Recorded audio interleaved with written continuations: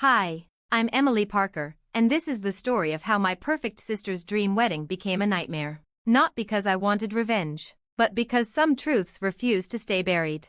I was adopted by the Parkers when I was 6 months old. My parents always told me I was no different from my biological sister, Kate, who was born 2 years later, especially my father, James Parker. For 28 years, I believed him. Dad's company, Parker Innovation Labs, was his life's work, a modest research and development firm that built custom manufacturing solutions. It started small and grew through sheer grit. I remember falling asleep to the glow under his office door, the sound of him pacing while reviewing proposals late into the night.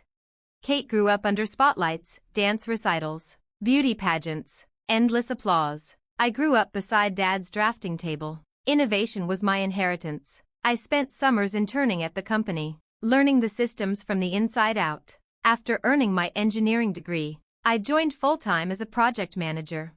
That was 8 years ago. By the time I became Chief Innovation Officer, Parker Innovation Labs had transformed into an industry leader valued at over $100 million. I helped build that success, every system, every safeguard, every breakthrough.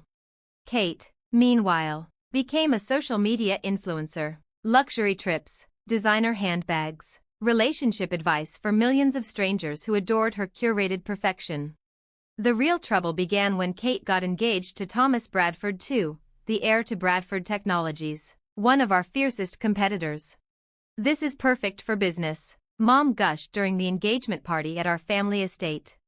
The champagne flowed freely. Tech executives filled the marble halls. Laughter echoed under crystal chandeliers. But something was wrong.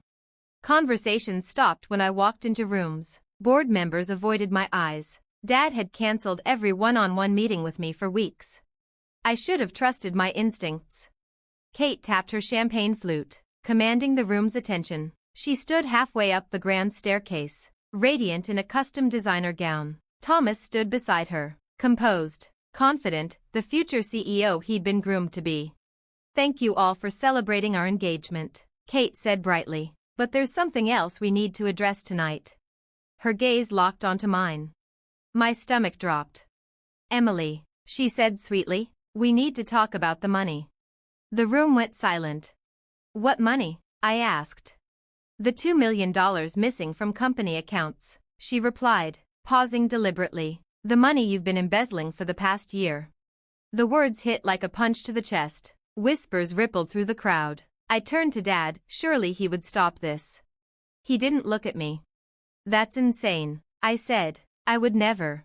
"We have proof," Thomas cut in, holding up a folder, "a pattern of concealed transfers, all traced back to accounts connected to you." The floor felt unsteady beneath my feet. "Dad," I said quietly, "you know me. Everything I've done has been for this company." "Enough," Kate snapped. "You're adopted. You've always wanted more than you deserved. It's time you paid back what you stole from the real Parker family." The silence afterward was unbearable.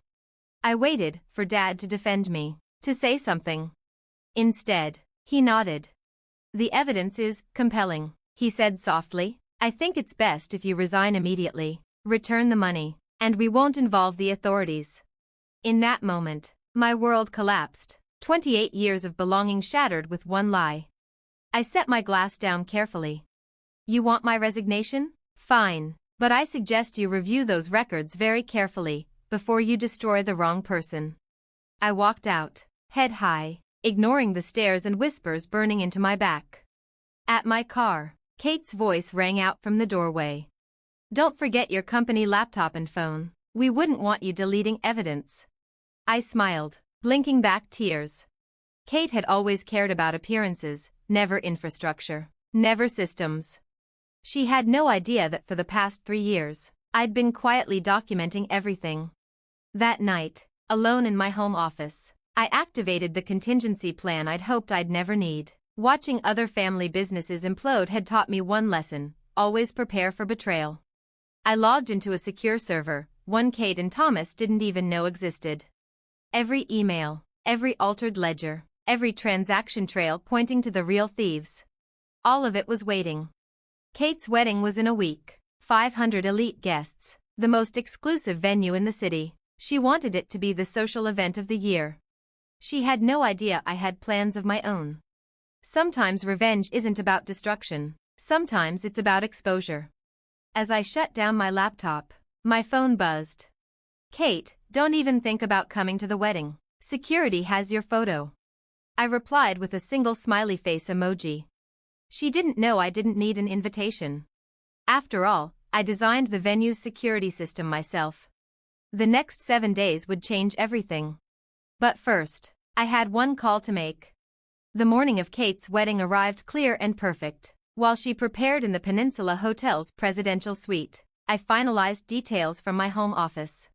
I'd spent the week contacting regulators, briefing industry leaders, and compiling irrefutable evidence. But my most important call had been to someone Kate had long forgotten. The company's original programmer. Old Joe. Joe had worked for Dad, had been there from day one, designing the core software that ran Parker Innovation Labs. Kate and Thomas believed he'd retired 6 months ago. What they didn't know was that, at my request, he still maintained unrestricted backdoor access to every company server. At 9 a.m., I sent a single text. "Me, got everything?"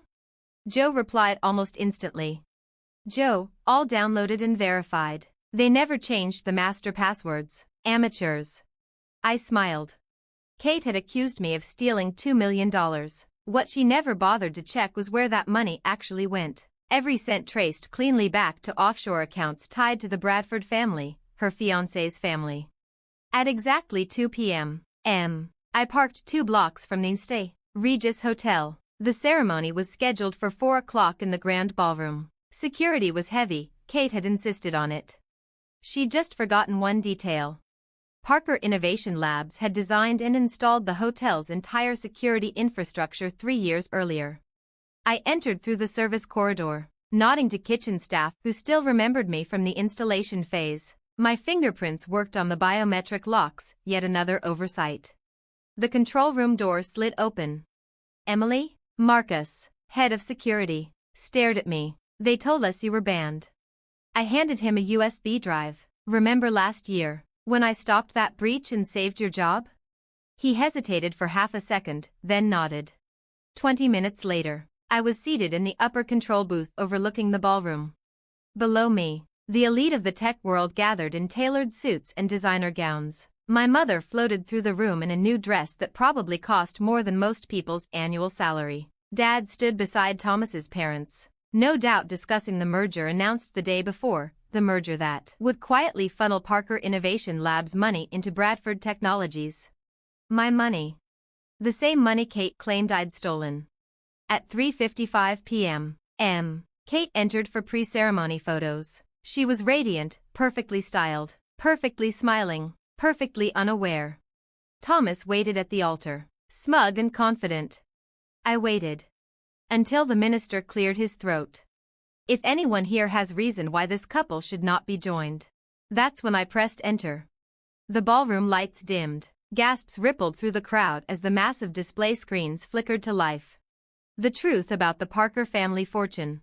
Financial records flooded the screens. Emails, wire transfers, shell companies, secret meetings, every stolen dollar mapped in precise, undeniable detail. Kate's smile vanished. Thomas shouted, "Turn it off." But the system no longer answered to him. Then the audio played.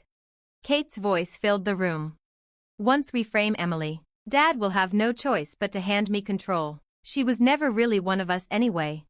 Thomas replied calmly. "And after the merger, we liquidate Parker assets to cover Bradford's debt. Your father won't see it coming." The final clip showed security footage of them altering financial records, time-stamped, irrefutable. The ballroom erupted.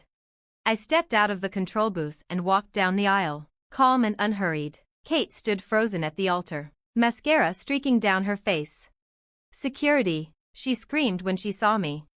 "They already answered that call," I said softly. "They work for the Parker Innovation Labs security division, the one I built." Dad stepped forward, his face drained of color. "Emily, I don't," I said. "Check your email. Everything you just saw is there, along with proof that I built this company into what it is today." My resignation terms are attached. You have 1 hour. Thomas sneered. You're bluffing. I smiled. The SEC disagrees. So do your shareholders.